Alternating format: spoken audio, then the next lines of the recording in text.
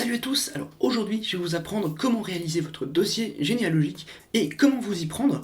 Donc il y a différents sites qui existent, on a MyHeritage, Geneanet et MyAncestry aussi.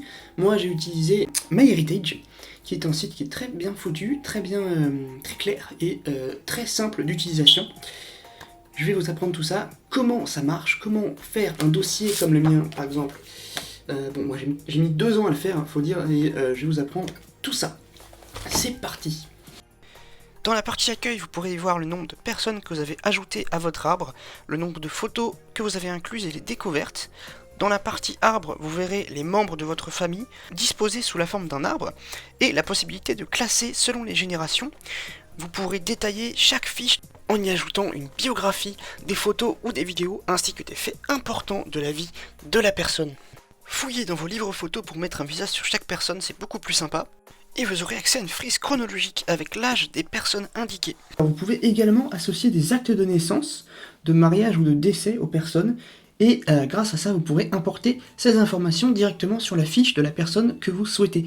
Et assez sympa, les actes de naissance, vous pouvez des fois en avoir, des actes de naissance qui ont été scannés par le département ou la mairie de là où la personne habitait. Et donc vous pouvez, grâce à ça, vous pouvez chiner des informations en plus.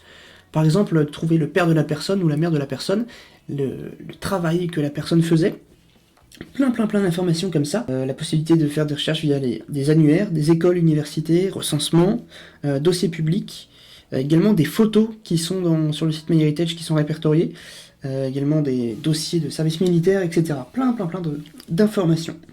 Vous pouvez également trouver des infos dans les arbres des autres, parce que certaines personnes ont mis leurs arbres en public, et vous pouvez comme ça trouver des corrélations entre les personnes. Le site permet d'imprimer un arbre, ou de créer un dossier, comme ce que moi j'ai fait, et de l'imprimer. Sauf que le problème, c'est que ça coûte très cher si vous voulez faire ça. Donc moi, j'ai imprimé en PDF directement mon arbre, et j'ai ensuite remanié à ma sauce le dossier. On peut vraiment tout personnaliser. Et ça c'est plutôt cool je trouve parce que il y a peu de sites qui proposent de personnaliser totalement son arbre. Et donc moi j'ai créé une espèce un livre familial comme ils appellent ça sur le site, et je l'ai modifié sur Word du coup pour rajouter des descriptions détaillées aux personnes parce que je trouve que c'est plus intéressant que d'avoir simplement des noms et des dates. Quelques petites infos sur mon arbre. Donc je suis remonté sur 9 générations de 1655 à donc, tout récemment 2022. 197 personnes en tout, et j'ai mis 2 ans à faire cet arbre, et j'espère que cette vidéo vous aura plu, qu'elle vous aura intéressé et qu'elle vous aura donné envie de faire votre propre généalogie.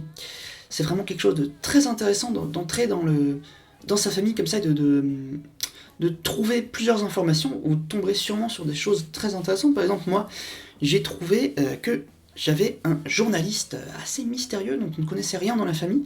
Donc voilà, j'espère que cette vidéo vous aura plu. N'hésitez pas à la partager pour vraiment que le plus grand nombre puisse découvrir cette chose incroyable qu'est la généalogie. N'hésitez pas à vous abonner, à liker les vidéos et surtout à la partager, c'est vraiment très important. Salut à tous!